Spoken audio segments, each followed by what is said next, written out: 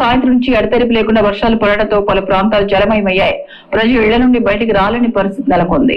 తిమ్మాపూర్ గ్రామంలో 25 సంవత్సరాలకు పైగా కబ్జాలో ఉండి 300 ఎకరాలకు పైగా లాకుని భూమిని సాగు చేసుకుంటూ జీవన ఉపాధి పొందుతూ పంట పండిస్తున్న రైతులకు పట్టాదారు పాస్ పుస్తకాలు ఇవ్వాలని చాలా కాలంగా డిమాండ్ చేస్తున్నా పట్టించుకునే నాదులే లేరని తిమ్మాపూర్ సర్పంచ్ అందే సుభాష్ ఆరోపించారు. పట్టాదారు పాస్ పుస్తకాలు రెవెన్యూ అధికారులు ఇవ్వకపోవడంతో వడ్ల కొనుగోలు సమయంలో రైతులు చాలా ఇబ్బందులు పడ్డారని రెవెన్యూ డివిజన్ అధికారి దృష్టికి తీసుకుపోయినా ఇంతవరకు పరిష్కారానికి నోచుకోలేదని ఇప్పటికైనా జిల్లా కలెక్టర్ పట్టాదారు పాస్ పుస్తకాలను ఇప్పించాలని ఆయన కోరారు. ఎల్లారెడ్డిపేట మండలం పరిషత్ సమావేశ మందిరంలో మండల స్పెషల్ ఆఫీసర్ జిల్లా వ్యవసాయ అధికారి అఫ్జల్ బేగం అధ్యక్షతన సర్వసభ్య సమావేశం జరిగింది. ఈ సమావేశంలో ఏఎంసీ చైర్మన్ షేక్ సబీరా బేగం, మండల అభివృద్ధి అధికారి సత్తయ్య, తహసీల్దార్ సుజాత, మండల విద్యాధికారి కృష్ణహరి పాల్గొన్నారు.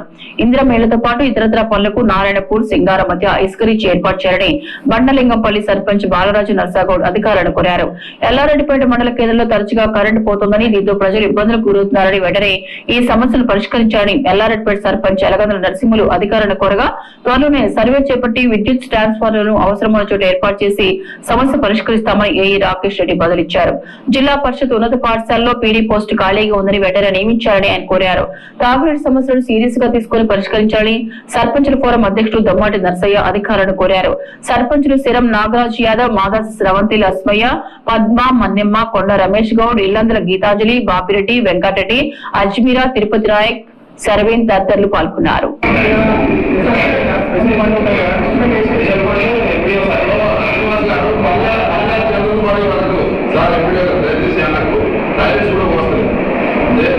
చిన్న విషయం పట్టించుకుంటే అయిపోతుంది.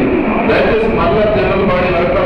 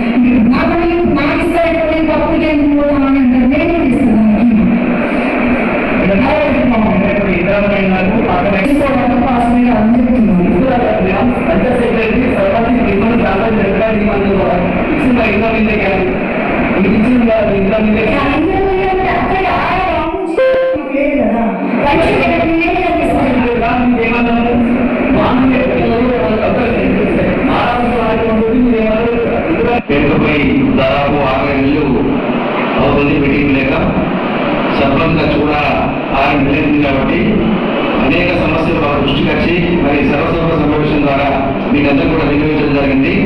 దయచేసి ఇది వినటువంటి జిల్లాధికారులు కానీ మండలాధికారులు కానీ సరిగ్గా అవన్నీ కూడా పనులు చేయించాలని కూడా విజ్ఞప్తి చేస్తూ ఇంకొకటి ప్రధానమైనటువంటి సమస్య సంబంధించింది. ప్రధానమైన సమస్య సార్, ఇప్పుడు మీరు చెప్పినటువంటి గ్రామంలో మండలంలో ఉన్నటువంటి సమస్యలతో పాటు మా ఎల్లారెడ్డిపేట మండల మరియు రాష్ట్ర రైతులందరికీ సంబంధించిన అంశం ఏంటంటే కీలకమైన అంశం. ఏదైతే కేంద్ర ప్రభుత్వం రైతులు వేసేటువంటి కాంప్లెక్స్ ను 1300 నుంచి 2100కు మరి పెంచడం జరిగింది. ఇది అత్యంత దారుణమైనటువంటి విషయం. మరి దానికి తోడు ఇలా మన రాష్ట్ర ప్రభుత్వం మార్కెట్ ద్వారా సప్లై సహకార సంఘాలకు చేసేటువంటి సప్లై ఏదైతుందో దానికి ట్రాన్స్పోర్ట్ భరించాల్సినటువంటి మార్కెట్ సంస్థ ఏర్పడినప్పటి నుంచి కూడా ప్రభుత్వమే ఆ ఛార్జీలను కూడా పెంచుకుంటూ వస్తుంది. కానీ మొన్న గత 10 రోజుల కింద ఈ గవర్నమెంట్ ఒక జీవో ఇవ్వడం జరిగింది. ఆ జీవో ద్వారా సహకార సంఘాలకు వచ్చేటువంటి ట్రాన్స్పోర్టేషన్ మొత్తం కూడా ఎత్తేయడం వల్ల ఒక లారీకి ఒక సహకార సంఘానికి ఒక లారీ రావాలంటే 450 బ్యాగులు రావాలంటే సుమారుగా 15,000 రూపాయలు ఒక లారీకి మనకు పడుతుంది. కాబట్టి దయచేసి అధికార పార్టీ ప్రజాప్రతినిధులు అధికారులు ఉన్నారు కాబట్టి డిఎం గారు ఉన్నారు కాబట్టి నేను దయచేసి చెప్పేది ఏంటంటే ఈ ఏదైతే పాత పద్ధతుల్లో ఈ ట్రాన్స్పోర్టేషన్ పూర్తిగా ప్రభుత్వం భరించాలి. పూర్తిగా ప్రభుత్వం భరించి ఇచ్చినట్టయితే రైతులకు మనకు 266 రూపాయలు ఒక బస్తా చేయగలుగుతాం.